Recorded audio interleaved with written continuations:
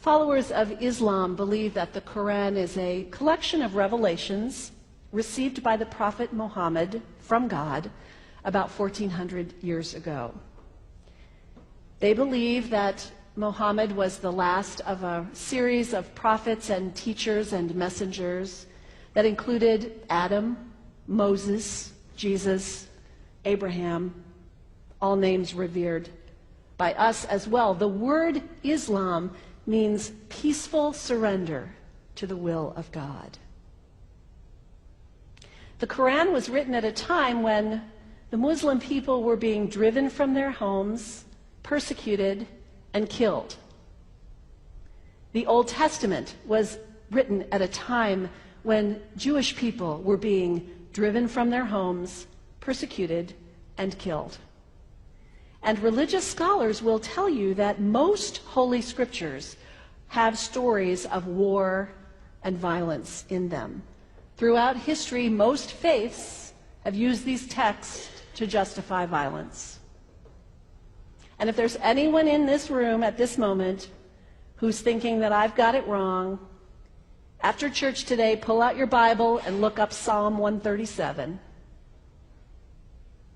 And you'll see that our own text has passages that can make us uncomfortable. But also, like the Bible, the predominant message of the Quran is of peace and care and loving God, justice, care for the neighbor, care for the stranger. In the Bible, we have thou shalt not kill. In the Quran, we have whoever kills another, surely he is killing all of humanity. And whoever saves the life of another, surely he saves the lives of all humanity.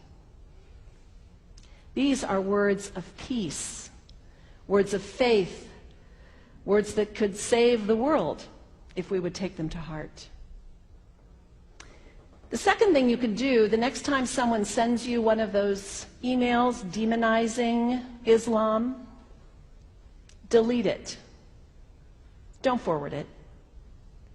Don't participate in the stereotyping. Don't give in to your fear. It's okay to be a little afraid. We all have those emotions. Just don't give in to it. Don't sign on for it. Don't focus on this tiny group of extremists who commit acts of violence. Focus on the hundreds of millions of Muslim people in the world who are people of faith, whose priorities and concerns and families are not so different from your own.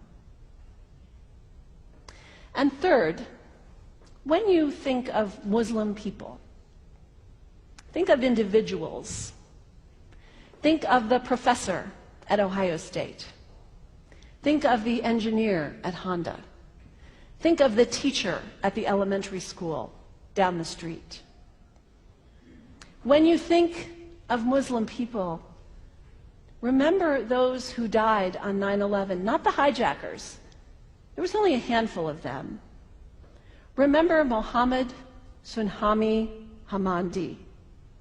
He was born in Pakistan. He came to the United States as a small child with his parents.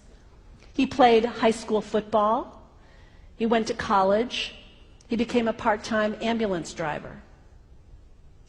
He died, this Muslim young man, on 9/11, trying to rescue people and save lives. When you think of Muslim people, remember Mohammed Salahuddin Cloudhurry. He was a waiter at Windows on the World, which was at the top of the World Trade Center. He died that day. His wife had their baby 2 days later. When you think of Muslim people, remember Rama Salih. She was a woman, 28 years old. Her neighbors described her as fun and outgoing and generous. And she died on American Airlines Flight 11, 7 months pregnant with her first child. Remember the founder of the Islamic Circle of North America, who worked in the World Trade Center and also died on September 11th. That same group now is giving away tens of thousands of copies of the Quran in response to the campaign about burning the Quran. In the language of their own tradition, they are spreading words of faith and peace and hope. One of the ladies at the 8:30 service this morning said to me after, maybe we should declare September 11th, buy a Quran and read some of it.